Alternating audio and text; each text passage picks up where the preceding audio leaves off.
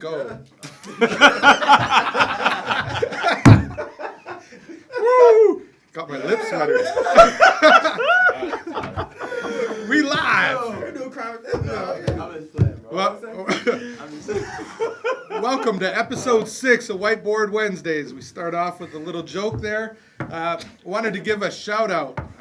We don't often do it. We have a heavy topic board this week on U.S. college coaches, but I really wanted to give a shout out to Chris Chung, who just picked up University of Windsor job. And then shout out to our boy Terrell Vernon, who's going off to St. FX as head coach in waiting, already making his effects seen on the Canadian basketball landscape. I think he's going to turn that program around, and that's going to be one to be reckoned with. And, irregardless of what Pat says in this show today, shout out DJ Khaled for giving us one hell of a banger. Pat only likes one song, so it's, it's... Everyone has their opinion. It's a good gym workout. I'm sure that's going to be pumping in the gym for weeks to come. Oh, yeah. On today's topics, we're going to start off. I think everyone's kind of fresh off the win last night with the Raptors, but that series has turned into something worth watching, and let's just get right into it. Raptors-Bucks. It's been a hell of a series. Down 0-2, come back, sneak one out in overtime, and then kind of run away with one. Are the Raptors finally clicking? Yeah, I definitely think so. Like, I think having Kawhi on the team for sure, like, knowing that he's a winner, like, one of the highest percentage of winning in the NBA history, like, it really plays a factor. And, especially, like, Siakam, too, like, he's had a hell of a year. Like, it's definitely shown a lot, being able to step up, and then the role players stepping up. I mean, there's been times, like, obviously where they haven't, but times where they did, like, it really shows, like, that the chemistry is, like, really building and that it's there. Who's the X factor on? I mean, everyone says Kawhi, but is it really Kawhi? Hey, Kawhi's the kid from LA, right? I think he is. There we go. Okay, well, here is it the kid that's going back to LA or staying in Toronto? Ooh. Let's go there, because it seems like everyone that comes from LA stays in Toronto. That's fair. No, I think last night the biggest difference that I saw, the Raptors bench, the points off the bench, and Serge Ibaka, his determination. I think he set the tone really early with his rebounding, his putback, his intensity level. We were finding him, though, a lot off just the pick and roll, and then everyone was kind of gravitating towards Lowry, especially when he was penetrating, and they just saw the slip pass a lot. He was, in the right place, right time. Marc Gasol stepped up. That was good to see. Finally, because finally. I was starting 7-5. Every time Marc Gasol touched the ball in Game 1 and Game 2, leaving him wide open. I yelled at the TV, and you could be my witness. Every time he touched it and shot the ball, I'm like, no! Because it was like, said it one time, he takes his hat and throws it across the room. Yeah. Like 10 seconds later, mommy like, hey, why is that hat over here? Just threw it. I'm like, man, but last night, he set the tone too, knocked down a couple big threes early. Guys were doing, and there was no load last night. I just felt like, as good as Kyle Lowry played last night early, there was no pressure at the end for him. He got to sit, he got to relax, and Kawhi too. And I think it's something where, now the guys that got in for a good 4 minutes last night, the bench that's been cheering them on and stuff, now they're engaged even more. They got to play, they got to. Shout out Chris Boucher, who stepped in and jacked a 3 right away. That seems like it's his signature right now. And, you got to. Put it up. I think X Factor. Norman Powell. Yeah. Norman playoff Powell. Yeah, the last 2 games, biggest X Factor. Is he taking it personal though? Is this Buck series personal for Norman Powell? I think a little bit with being like. Why are you personal? Man, I don't know the backstory. Because wasn't he drafted or picked up by the Bucks and traded to the Raptors? I think in his rookie season. Can we check that? I believe he was. I think he was a second-round pick by the Bucks. Oh, is he? And I think I can't remember where from. I think he deferred from it last night and saying like it's nothing personal, but obviously Where are you from? I'm not sure. He's 46. Southern California? Milwaukee, but Yeah. So I think Is he really? Yeah, he is. He's from San Diego, so I'm gonna let it rock a little bit. That's still Southern California, though. Him and Van Vliet, man. Him and Van Vliet, they just want to win. fast. They just want to win, bro. Doing the right They both played well. Yeah, there you go. So And I just mean, his minutes have been so like mixed. You know what I mean? Like on it, up and down. So he had his moments and he took advantage of it fully. it's staying ready. Oh, yeah, and absolutely. that's the key. Who wins this series? How many games? It's gonna come down to Game 7. Game 7 in Yeah. Milwaukee. Raptors are gonna have to win a game in Milwaukee, fan. Well, the Yeah. first team to win on the road, I think, Regardless, wins. mean, Yeah. I think if they I I think think if that they was win a the next close game, then round. they're gonna go. They're gonna go. Yeah, they four win- straight. they win I think if they Milwaukee, go the they're next winning game, they're going Saturday. 4 straight. Yeah. and I'll be in Toronto with my Raptors hat and fan gear on. With his Laker shorts underneath. And a Canadian accent. Man, your Lakers can't get anything together right now. They can't even decide on two GMs working together, a president or whatnot. I know you don't want to go there. Shaq and Kobe won 3. We was trash. Yeah. Kobe wins 2. I mean, it happens. You know. I hear you. Speaking of getting it right, Penny Hardaway at Memphis. I think, he's rolling right now. And when you look at the landscape of like staying with our NBA theme today, is this something that's a trend right now, or is it something? I mean, he's got the #1 recruiting class in the nation right now. Mm-hmm. Is this something that is going to keep going on? I feel like with Where does it Penny- go? I feel like with Penny is 2 things. Number 1, kids like him. I think that's one of the biggest things that I learned from the Final Four is that, your resume can speak or whatever, but kids gotta like you. And Penny's attractive, in terms of, Pause. yeah. He's attractive as he has a resume, Wow. but, he can vibe with the young culture.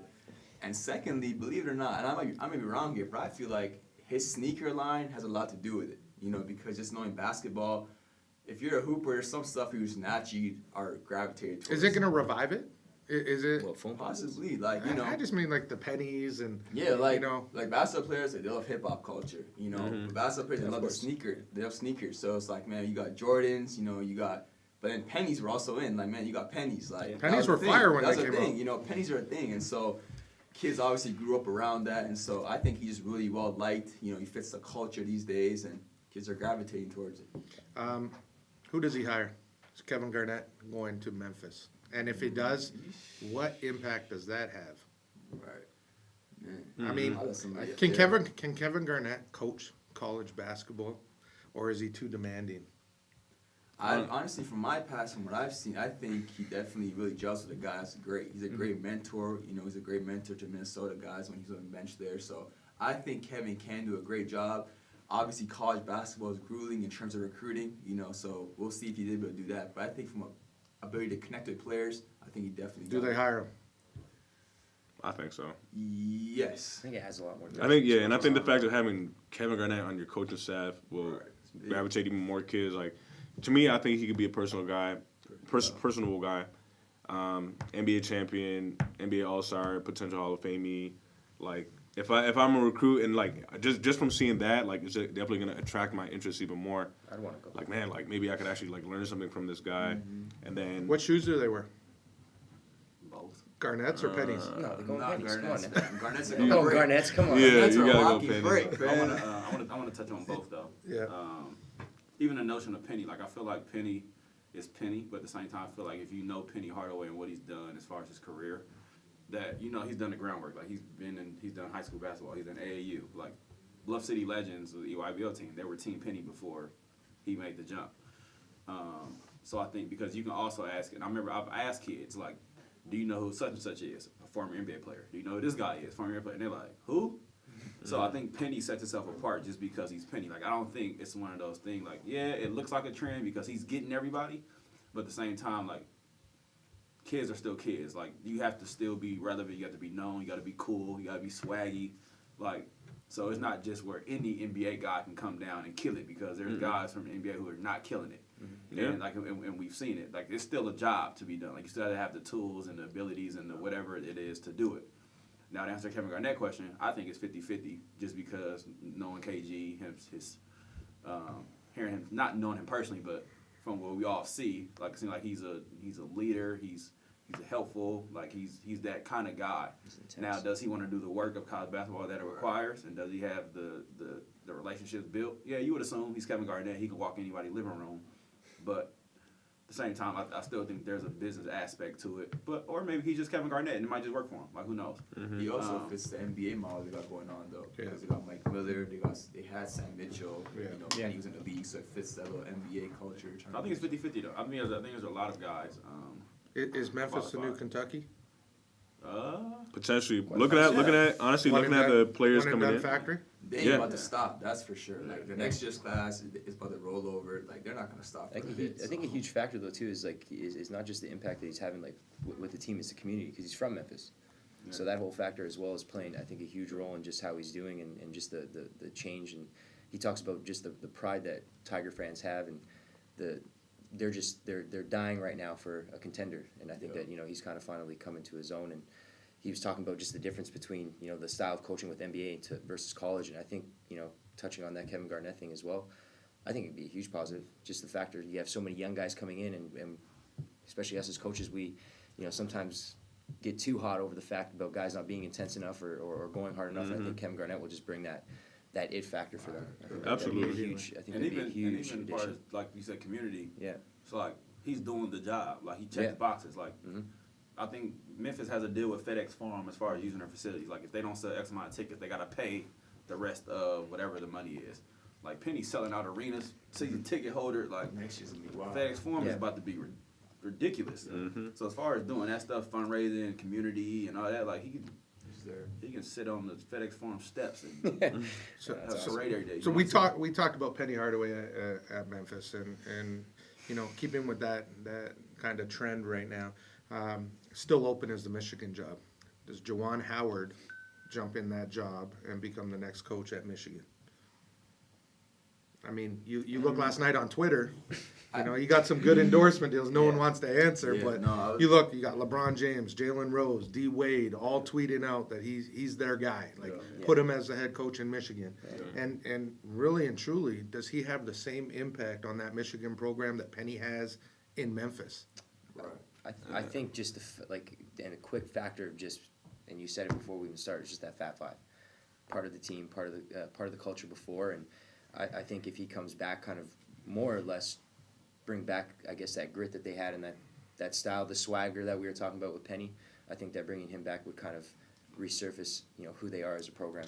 Now Jalen Rose endorsing Juwan Howard, is that big, or how big is that? I think that's huge, just for the fact that Jalen Rose is a Michigan great, and that was his former teammate. So I think that's huge because Jalen Rose is respected, in Ann Arbor, and I guess like Pat saying, like something to be said when a coach has worn that jersey before. Yeah. It's a total different conversation. Right off the bat, the players know that all your intentions are for the right reason. Like you literally love that place, So it's like that's a huge factor right there. And like I said, Jalen Rose is a Michigan great, so I wouldn't be surprised if he ends up on his staff someday. Does LeBron James stamp of endorsement of saying put him there, help? Absolutely. Yeah. I think it does, just because his impact in the NBA already, you could tell that in my opinion, from seeing Bledsoe getting the max contract, Tristan getting the max contract, and just him voicing his opinion, being out there, I feel like that definitely played sort of a factor in them getting that, and I think with LeBron co-signing Juwan, it's gonna put him over the top. And it's crazy. LeBron's coach stamp is different. Like I remember when Shabazz Napier came out of UConn. Like LeBron tweeted something about Shabazz blah blah. Shabazz drafted. I remember So that. what is needed to get this done, Juwan Howard? You need Michael Jordan to say, let's get it done. They're wearing my stuff there. It's a Jordan school. Let's make this happen. I think it'd be done probably by the time this podcast is over I think with. it's done. I really do. I think and I mean, if you look at college basketball, colleges, it seems as though universities love bringing back their own. Yeah. Like a lot Is of that the dudes- trend right now? Like, Yeah, a lot we're of starting to dudes, see it. always get their first crack at their former spot. Yeah. I think it's just one of those Unwritten rules. unwritten boxes that just gets checked. It's like I ain't got to worry about whether he's all in or whether he gets it or understands it. Like what it's like to live here. Like it's checked. Like you're theirs. So off our predictions and right back on to coaching still. Jerry Stackhouse at Vanderbilt, bringing in ex-NBA players' sons. He's got there who? He's got Scottie Pippen's Kid. point guard. Kenyon Martin. Kenyon Martin. That kid's a beast. Is that a big hire for Vanderbilt? Is that impact on the same level of Juwan Howard if he ends up at Michigan, Penny Hardaway at Memphis? Is he going to be able to turn that Vanderbilt program around? They were really down this year. I think he'll turn it around a bit more than Juwan Howard could, and not knocking Juwan Howard, but Juwan Howard was more behind the scenes, and Jerry Stackhouse was more in front, head coaching, especially with 905 and win. They won with him, correct? They did. So I think just that factor alone is he's already had that feel as a head coach. He's, it's been there for a bit now. I think that will have a huge impact in comparison to Juwan Howard. He'll make that adjustment a bit quicker, I feel. I think he'd be fine on the fact that Vanderbilt was, I mean, they were down. Like, we know how down they were, so they were down. So, and I don't think they'll be that down again. Like, he literally has to win, one SEC game next year to technically be better than they were this past year? So Theoretically, yeah. In theory. So, In theory. I mean, I think they're going to be fine. Like, he's Jerry Stackhouse. His staff shows that he kind of knows what he's doing. He didn't come to just bring the entire NBA with him. Like, he hired David Grace, who's been in our gym and recruited a lot of our kids, who really knows what he's doing. So I think they're going to be fine. And he brings a How many games they win next year, Vanderbilt? Conference play? Overall. Overall? They're gonna get about 15. I think 15? So anything north of 15 is success? Below 15, questionable? I or? just think there's no question that Jerry Stackhouse does an unbelievable job at Vandy. It's from the staff he's hired, like Jay said. So I think even his first year, like give or take, I think he's gonna get 15. But I think even if he doesn't, I don't think it's gonna be a panic button being hit because I think down the road, he's able to get recruits. He's well connected. He was an NBA All-Star at one point, so he's gonna get it done. I just think it's a great hire overall. I'm gonna throw one more thing back in. Sorry, you had something about Vanderbilt? No, I was just saying, I think they win by 8 games. They're going to be looking at them like, got this thing going. Yeah. It's going to look good, We got to turn around. What does Rick Pitino get back in this game, guys? At what point? How many years have to pass? Does he ever get back into college basketball? What's your thought process on that? I'm not even sure. It just depends on like how much of a, for lack of words, grudge the NCAA will hold against him. I mean, like he has had an impact in the game, and then I mean he's a national champion, has brought in a lot of top recruits to Louisville. Does he go back to the NBA first? I Or could is it just See that? I could definitely see that. kind of go there, let it work out, and then come back? And I just threw that one in there with no prep, but it's a name that keeps floating around in terms of like high profile jobs, and he's pretty flamboyant type of guy, and I thought, no disrespect to TJ at UNLV, I thought if you were going to bring him back in college basketball, you bring him back in Las Vegas, but that could have been hectic. I think there's 80s all over the country that would love to hire Pitino. I think there's 80s that would love to make that phone call, but just for the Still too fresh. Exactly, for the media and the backlash they might get, no one's budging. But there's definitely 80s out there that it'd be a no-brainer bringing Pitino back. But I think it's more so how it's gonna look for the media. I mean, you just need the pecking order to be so in line with one to do. Like you kind of like, hey, boss is cool, and his boss is like, hey, boss is cool. Like, and I think it's just one of those like, this is just really fresh, like we just said. That's it. Of the three schools we talked about, Memphis, Michigan, Vanderbilt, who has the best season? Who? Michigan, Vanderbilt. Who? Memphis. Memphis. Memphis? Yeah, Memphis. How far do they go? Elite 8, at least. Elite 8? At least. If Penny can figure it out, which I think he is, that's an Elite 8 squad for sure. So we're saying Elite 8 I'll say now. talent. I'll say talent. That's what I Yeah. said. He figures it I out. mean, It's a lot you of look at shots. Kentucky. You look at That's not- Kentucky. How far did Kentucky go? Like that's this year. I think Kentucky was Sweet 16. Sweet 16. Was it around Sweet 16? Sweet 16. Somewhere around there. So we're saying that Memphis, I think Sweet who 16. was in Just the first exact same spot. I mean, you look at Duke, Shocking. who was in the exact same spot with the #1 recruiting class. Kentucky in the years past. Have they gone to the Final Four, Elite 8? Whoa. And does just having the #1 recruiting class guarantee you of that? Especially with the tournament, nothing's guaranteed. I've seen too much like upsets. Is their conference a big factor? See, When- I when think- you look I at think they're Memphis's gonna, conference? they're gonna have a really good conference year. Yeah. Because it's the Americans like right to Kentucky. It's not like the SEC. Yeah. America's a really good conference. Let's not get it twisted. Like it's really really good. Yeah. But SEC is a different type of deal. And it's like I was reading a tweet the other day.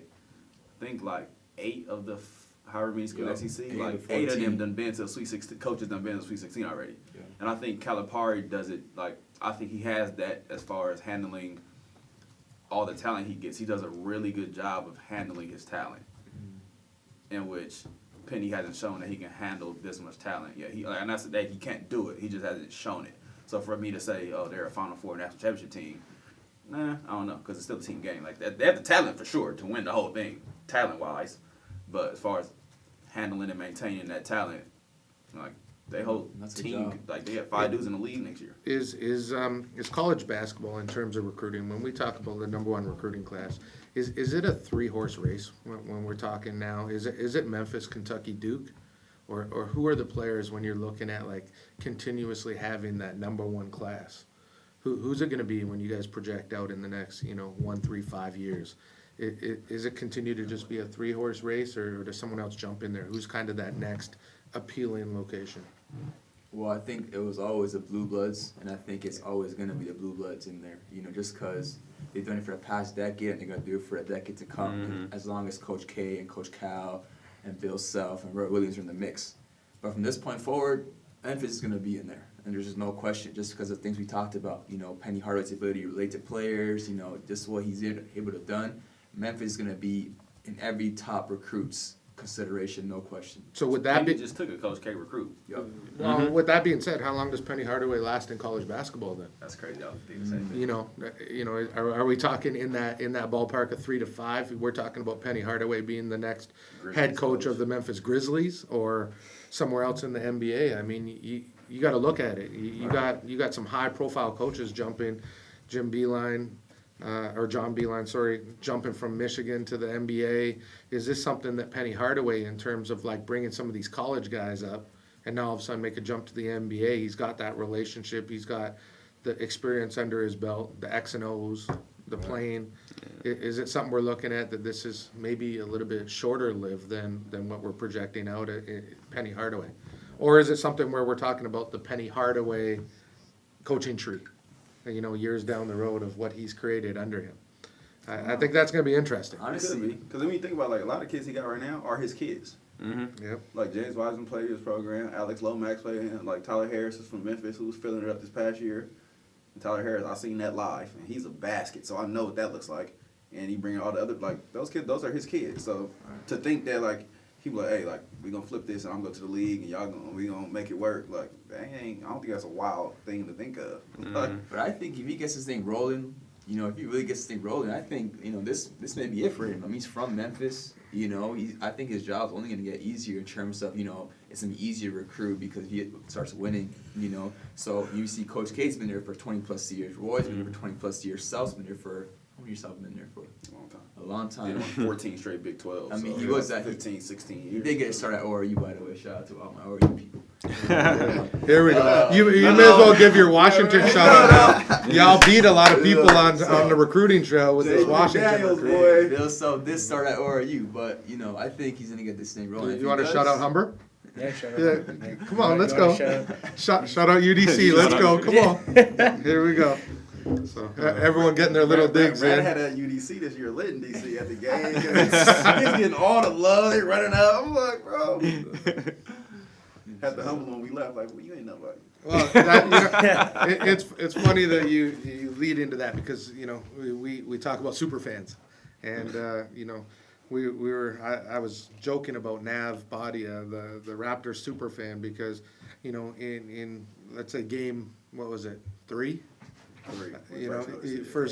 That's when I first noticed. He started out with what looked like a little hanky in his hand, and he throw it up while they're shooting free throws, and it floats back down. And last night I saw him with the biggest towel, throwing it up, waving around. He had to walk around the cameraman to get in position to try to distract the shooters last night. So I mean, how far does this super fan thing go in terms of what's happening here in Toronto? You see Drake getting up and massaging coaches' shoulders, and running up and down the sidelines, giving high fives and high stepping like it's a reggae concert, and it's is this thing wild here right now? Is it about to get out of control in terms of? I think a little bit because we've never actually been there. Mm-hmm. Even right now, conference finals. People are as a fan base, we're in our feelings. Period. Whether we're winning or we're losing, doesn't matter. You know, I think going down 0-2, I think everyone kind of wrote it off like, wow, we're about to get swept. And then we win one game, a little bit of hope. We win this game, oh, we're winning the series. We lose the next game, watch, all of a sudden momentum's going to change and people are going to think that exactly what it was when we were down. You see, 2-0. oh my God, we about to be in the NBA Finals, and I think if you look back, People gonna act a I fool. said right at the beginning of this season, and I predicted that the Raptors were going to go to the finals, and I said it was going to be against Golden State or Houston, and in my heart I really felt like it was going to be Houston, but I mean the Raptors going to the NBA Finals, and if you look back just before All-Star break, I think it may have been Chuck or one of those, the TNT guys that predicted that the Raptors were going to go It's to Chuck. the finals. Chuck loves And him. he loves Toronto. You see him last night It's his in all favorite. that he's doing. And I only see it after because, I mean, I watched the game on TSN. Shout out Leo Routens and our TSN boys. But, that's big for basketball to have those guys really stamping and endorsing the Toronto Raptors and kind of pushing it home and helping spark Yeah. that fan base down Even there. watching the game yesterday, it was like a Lakers game. Mm-hmm. Terrell Owens was there, Nazem Kadri. They had obviously Drake. Timberland was there. Like they were showing it like Yeah. after the TV timeouts. Jamal Murray. Yeah, Jamal Shout Murray. out Like there were Jamal. so many. He's There were doing so many people there. It was, like, it was TSN. crazy. I think Toronto's become they said Hollywood North or North Hollywood, whatever it was. I That's mean, what the only thing that can can make this more live than what it is, yeah, cheering for the wrong team, though. right? But and that's funny how that came about because didn't he put in a song that he can't cross the border and Yeah. he had to hit up Drake They and got him right. so you look at that and does Drake, if we go to the NBA Finals, Golden State, does Drake fire up the jet and head to Oakland for every game? Absolutely, absolutely, Does he? absolutely. Oh, I wouldn't yes. doubt it. Yeah? And you'll see, and you'll see Superfan with him too, probably. That's probably how they So- fly right now. Because So he's who's- usually, he's usually there all Who's the time. Drake's biggest competition when it comes to the Golden State Warriors? Who's their guy? E40. E40 and But he Guy not like Fieri. Drake though. No. Guy Fieri. is E40 their guy. E40 is like my Guy Fieri, man. I'm telling E40 is you. my era. Like Brandon's Yo, looking KD like, who loves the him. hell's E40? Like I know E40. E40 probably Or has the more hip dancing hop one. albums than anyone The alive. you see remember the when you dancing really one from look last at year's it. playoffs? Who Yo, oh my god. What I'm about so the happy. Warriors Blazers series though? last night I heard an interesting stat, and I'm going to be off a little bit on the numbers, I think, unless Mark wants to pull it up. But Portland led for 125 minutes total in the series, and Golden State only led for 80 minutes and swept them 4 games straight. Well, I always get like And so- those. And so when you look at that, it's like they Game 2 peak and on was at the right time in every game, and you start to see it. And no disrespect to KD, I think this Golden State Warriors team is better without KD because the ball moves more and there's more chemistry. And I'm not taking anything away. KD, one of the best players in the game. I think he goes to New York. I think he signs with the Knicks, and I think he makes them relevant again with that style of basketball. But in terms of how Golden State plays, you look at, are we seeing a new Draymond Green? Are we seeing a revised or revitalized Steph Curry? Are we seeing guys now, all of a sudden we're seeing Jordan Bell playing more. We're seeing guys that won championships there that all played their part. Is everyone falling in line Quinn right now? Cook's been getting a lot of minutes too. Like that shot. Doing well in the backup. I mean, They went 4 straight. Yeah. I think Without- we still gotta not forget that they were winning titles before KD got there. Number course. one. Absolutely. So Steph, Clay, and Draymond, and they had all these other pieces. But they weren't, in my opinion, they were not peaking. They were not, the flow wasn't there. The fear wasn't there anymore. It was like, okay, if we stop KD, Steph has only taken 8 shots, and it's just there wasn't a threat at every position. It was like load up on one guy and let everyone else try to beat us. And you look at how Houston played them. They swept Portland playing the right way. They struggled with Houston playing the other way. I think the Clippers gave them. I mean, the Clippers. Look at the I think the Clippers. Clippers gave them the hardest. The time. Clippers gave them the hardest They time did. of anyone. Yeah, but like if you tell the Warriors put your best defensive team out there, KD would be in it. You said put your best offensive dangerous team out there, KD would be in it. Like they just play basketball the right way and they do it so well and they've done it for so long together that even KD not being there, Does anyone they don't really miss a stamp? beat. Does anyone stamp the fact that this Golden State team is better without KD if Golden State wins the championship? No, I don't think you can say that. So think KD that's has a to fair- I leave. think that's a fair KD assessment. has to leave, and Golden State has to win next year again to say they're better, I don't think that's. a or fair it's never assessment. going to be discussed. I don't think that's a fair assessment. Because when he played without him, they won. When they played with him, they won. Like you can, and then you can match it up and say like. So then he's not a factor But then either. my thing is this. So then well, how he's not valuable? a factor. It's just like now his value could be. What's No, the no, points no, per no. game with How KD and valuable? without KD right now? And what's Steph, Clay, and Draymond's averages without KD? Are they all better? See, I think at the end of the day they're gonna win regardless. My thing is this. So they beat the Raptors. So they It's beat the like, give me a Raptors. second. No, not necessarily play. They're gonna they win basketball games regardless. Yeah. Right. My thing is this: it's obviously it's hard to win a ring at any level, but how valuable is KD's championship rings? That's like how valuable are his rings? Because knowing that they would have got it without him, I absolutely agree with you. and he Absolutely he came agree. on the roster and he ended up getting one anyways. But if he wasn't there, they would have had a ring regardless. So like, how valuable are KD's rings? That's the biggest thing that I think I've read about recently. But who's to say they win without KD though? That's I don't think Because they've done it before. They're going. They've done it before. Now they're doing it right now. See that's now they're getting this. Now, Is this this done? Is why, Is this done? My, Is the Golden State era done after this? no. No. No. As long Absolutely as Clay, not. Steph, and Draymond on that team, Yeah, exactly. As long as that core stays they're together. not done. Then my thing is when they beat the Cavs the first time, it was LeBron. They won 4-2. LeBron shot some trash in game 1. He could have just rimmed it, and they lost. Kyrie goes out, doesn't play the rest of the series. Brian wins another game. They lose 4-2 without Kyrie. It's just LeBron, no Kyrie. They lose 4-2. Next year, Kyrie and LeBron wins with a full team. Then it gets blown up the next year after that, or no, they get KD. They get KD, then KD wins. So now in my mind, Bron by himself lost 4-2, had Kyrie and he won 1. Then Warriors got KD and beat Bron and Kyrie. So who's to say that the Warriors beat Bron and Kyrie again without KD? It's not. So in my mind, it's not a just didn't get guaranteed that, thing. You didn't get that justice to see that series play out. Yeah, like it's without not it. justice to say like Yeah. if KD wasn't there, like they would still win. I don't think they would still win because LeBron won 4-2, lost 4-2. Then he had Kyrie and they won the whole thing, and then they added KD, and then KD didn't win. But that's so a you funny can't thing. But say. then Draymond also went down in that series though. Yeah. Yeah, And that's huge. because he got suspended. He can get hurt. He got Oh, and suspended. I'm just saying he wasn't playing. At the end of the But day, he wasn't KD playing. And Draymond is more than worked just talent. that series. That's emotion. That's leadership. that's, So let's yeah. reverse this. We were talking KD. If Draymond is out of this series or in the playoffs, At- and KD's still At least there, those past couple what, games. is it a sweep in Portland still? No. Probably. I don't think. honestly, so. as crazy as it might sound, Draymond had Yeah, two Draymond's back-to-back very triple valuable. doubles.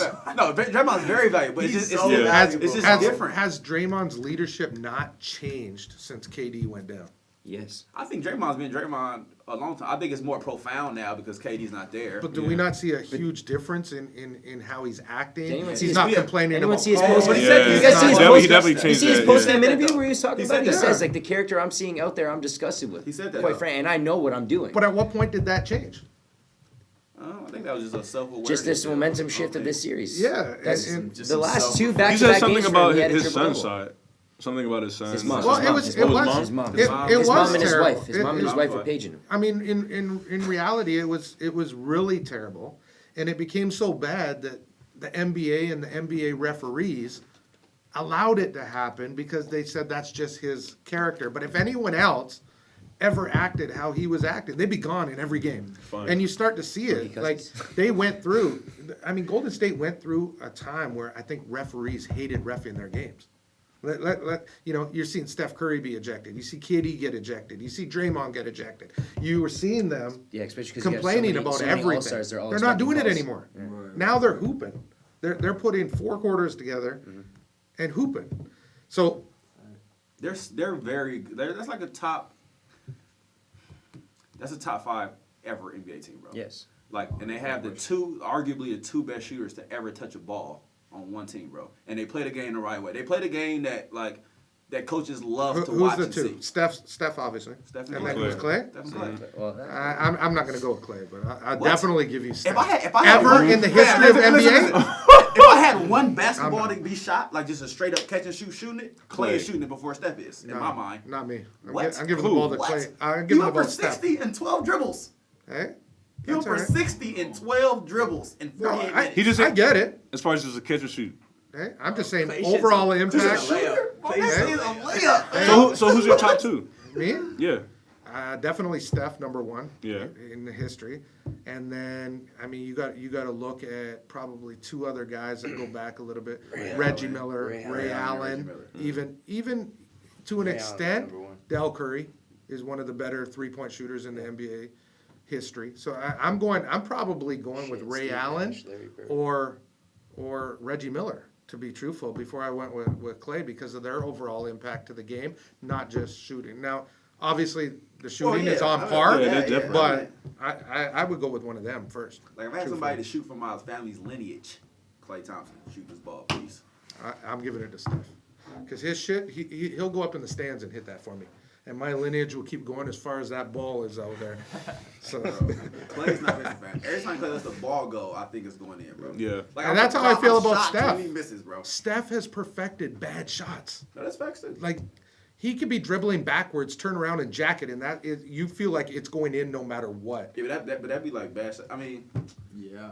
That's I mean, what makes like, him the people say, best. like bad shots. It's like then you watch a Trae Young video, like he actually practices the stuff he be making. Yeah, I think they all So, do. like, just We because say it's it's bad bad shot, you know, shots. it's bad shot for me. Like I work on my stuff. That's like, my you normal don't. shot. Like, All right, last thing. We talked about Raptors super fans. We talked about Drake. We talked about the Raptors #1 fan. This game, we go to Milwaukee on Thursday. Raptors win that game. Saturday night, downtown Toronto is about to be crazy in terms of Jurassic Park. We're gonna add a little thing here. Odds are, and I know Manny is really super excited about going downtown on Saturday and partying. So we had a little talk before the show started about odds are and explained to it. So I'm gonna go back to it because Jeremy ruined my odds are last time. And I'm going to go back to Manny. Odds are. Hold up. Just explain to some of the viewers that don't know what odds are. What's odds? So we're going to do this every show, but odds are is basically I'm gonna dare Manny to do something and give him an opportunity to pick what his odds are. We both, on the count of 3, say what we think it is. So if it's between 1 and 10, and we both say 5, Manny has to do what I dare him to do. No matter what. No matter what. And if he And doesn't, the he odds can't come change back on the show. severity. You're video proof, you video expelled, dismissed, and ejected from the show. I'm gonna show you But- behind the scenes, cutting it up and stuff. So, For real. if you're gonna steal the game, the odds change on the severity. So if you say like, hey, you gotta drink a bottle of hot sauce, it shouldn't be 1 through 5, bro. They gotta be like 1 through 50 or something crazy. Hot sauce. That's a 1 in 5.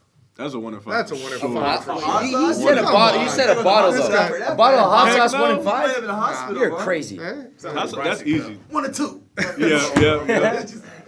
All right. So the odds are here is that if the Raptors win and the series is on the line Saturday night, odds are you go down to Jurassic Park with no shirt on for the entire night with Raptors painted across your chest. He's been working out. He all right. He's good. I'm more worried about how cold I'm gonna be. Bro. Cold up here, man. It might be a little nippy. So how do you do a total? Like, So- 1 in what? One in what do you think it's here? like that's a 1 in 10. A 1 in 10. Daring!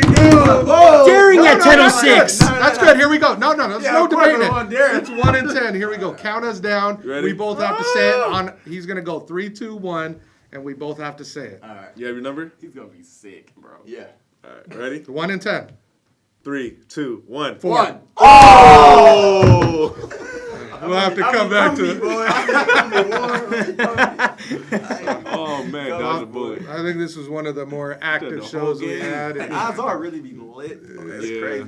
We'll Yes, come that's back the with it. questions. We might have to do some on-site odds are once we're down there.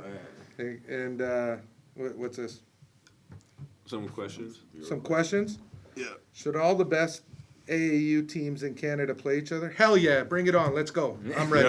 Yeah. I'm I all like about that. it. Like, I like tell me that. who you want us So to we play, got- and we we're got- in there. We got Bounce, Canada League. Brookwood. You play Brookwood, Make a super Grassroots. series. Northern Kings. Grassroots. Put it all Grassroots. downtown, and let's hoop. We could really catch the fade though. Like I'm really with that. We'll live stream it. Make sure that college coaches can watch the live stream, and if everyone's in, we're in. Let's make that happen. That'd be And we dope. did. Truthfully, we did a small event over the last couple of years with Northern Kings and Canada Elite. Yeah, the black top.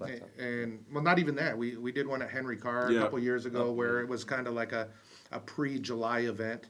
And then we did another one last year down at Ryerson with Northern Kings and Canada Elite, where again it was like a pre-July event. So I mean that's the time where right now there's kind of a lull between May and July.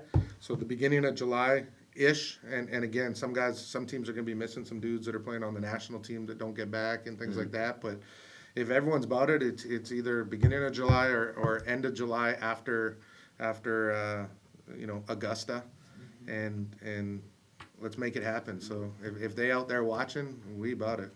I'll put our guys up against anyone, and I'm sure they'll say the exact same thing. And Toronto needs this, and we got to do a better job here in Toronto protecting our basketball brand, and not let different factors tear this shit apart. Because we've all, irregardless of all our differences, we've all worked too hard to build this brand in Toronto, from every single component, and irregardless of shoe sponsorship or shoe affiliation, it needs to happen just for the culture in Toronto. Yeah, absolutely. For companies, for Just the sponsors, exposure. for exposures, Let for people know. kids, for everybody to be a part of. We need to have a huge event that everyone gets behind, and there's no BS in regards to it. And last year was a great event, and the year before at Henry Carr was a great event. So if people are about it, let's make it happen. Was there another question in there? I think that's a great question. Who had that question as well? Let's Gavin 2.0. Gavin 2.0. So Great question. So then we got another question from our man Ante. Bounce family, what up? Over-aggressive coaching beneficial to players, or do they not respond well? It's a vague question just because like everybody's different. Like there's kids that will respond well to that, and there's other kids that will shut down. And just from my experience, and then just from also coaching too, like I've seen kids like respond well through like getting on them like, hey, you got to pick this shit up, da da da. And then other kids like you'd say that to them, they shut down and they turn over the ball, can't shoot well, can't dribble it off their foot, all that kind of stuff. So it just depends on the kind of kid.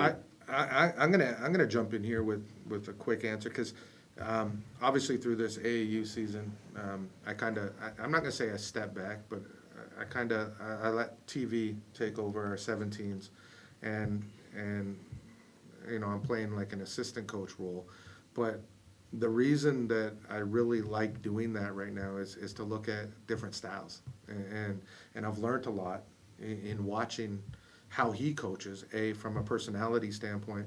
But to answer that question in regards to over-aggressive, I think, your style is your style. You got to recruit players that fit into that style. But at the same time, I think the culture has changed so much that you have to sit back and you have to give targets and goals and let the kids work themselves into figuring out how they could achieve those targets and goals. And once in a while, maybe just have to go in with a reinforcement in how you can get your team to respond, just to recalibrate or put them back on the track. But I don't think it has to be every play, every pass, every timeout, and that's probably the biggest thing I learned this year with TV through the summer was we've taken some timeouts and we didn't say anything. The kids talked. Mm-hmm. The kids coached themselves. The kids held each other responsible for what our game plan and our goal was. And sometimes the most impactful things are the things not said, but the actions that are shown. And when they could hold each other accountable, you're doing a good job as a coach. Right. And only jump in to keep that, flowing and on the track. So I don't think the new culture of kids is someone that you could just keep on. I think it's you got to give them some freedom and flexibility, but at the same time give them the barriers that they have to work in between and let them kind of run with that. Those are some great points, but just to add to that, I believe you can coach them as hard as they know you love them.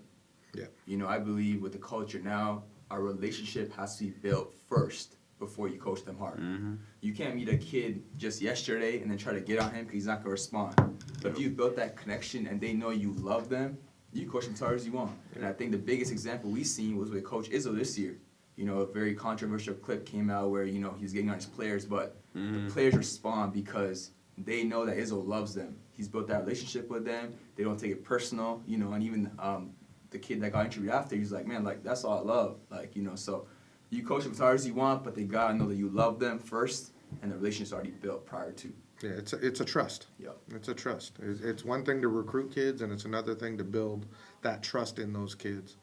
I think it's, you know, that's a great question.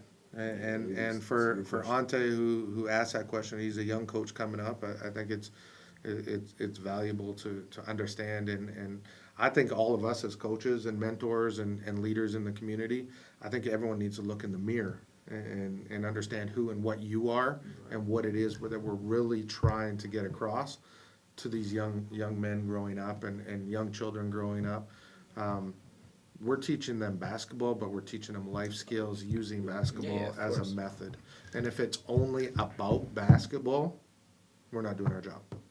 We're not doing our job, and we're not preparing them for the other 99% of things that are going to happen in their life. So I think we all have to look in the mirror and understand who and what we are. I've changed a lot in my coaching style over the years.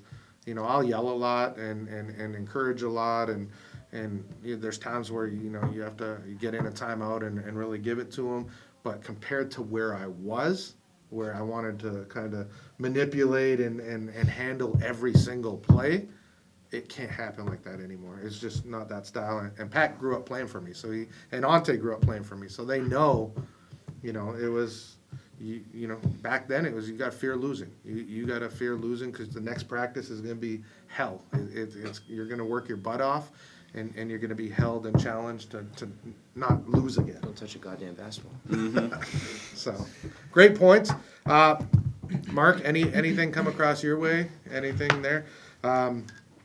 Thanks for the research and hitting us up, Mark. And we have a new addition to our team for the summer. Jeez. What exactly is your role, and what are you doing for the summer here? The microphone, okay. I guess just kind of interning, marketing, communications, PR stuff. Just helping around, learning. They sound like Ron Basketball Davis. They don't side. know what she The camera's off. She's just off on the side. You know, Mark. It's funny because we need to reverse film this thing and show this way, because Mark got something jury rigged up there. It looks like some out of space extraterrestrial machine over there. But anyways, guys, I thank you, and I can't wait to come back next week, and hopefully this time next week we're talking about the Raptors and Golden State in the NBA Finals, which is huge for basketball here in Toronto. And truthfully, I really believe it's huge for the NBA. And I really think that a Toronto Golden State final, at least from my perspective, is a lot more appealing than a Milwaukee Golden State final. And I think it's bigger for the NBA. I think just in the sense More of the exciting. cities, right? More or less at Golden State, you're LA, top two. The top only three bad part about it is cities in North we're America. going to be coming in here like zombies in the morning with those midnight finishes, and Because we got 10:30 games. we got yeah, 10:30 absolutely. start games here in Toronto, and then We're getting on the late flip starts, side, too. you really look at the people from California. They're gonna be watching that at like 4 or 5 o'clock in the afternoon. So Like, it's- I'm so it's used to like That's doing crazy. stuff after a game. Like, Yeah. if we go after the game, bro, the game ain't over till 1:30 in the morning. Man, you going to sleep? Like, it's over with. Like that's true. Kind of different. It just when you're out in LA or on that West Coast, you feel like the days you could get so much more into a day for some reason, and it's like that. You watch, you know, I was out there. You watch a Raptors game, and it's on at 4 o'clock in the afternoon, and by 6 you could go to a restaurant and have dinner, and you just feel like, oh my God, my day just got a whole lot longer, because usually after a Raptors game, you're like, man, I'm gonna have a snack and get ready for bed type of deal. So. I remember coming home from school. Like, school at 2:30, we had practice. Coming home from school, a game be on. Come back from now, like, game still ain't started yet. It's 7:30. Like, bro, what's going on?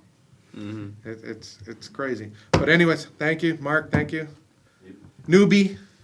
Thanks. Appreciate you. And we out.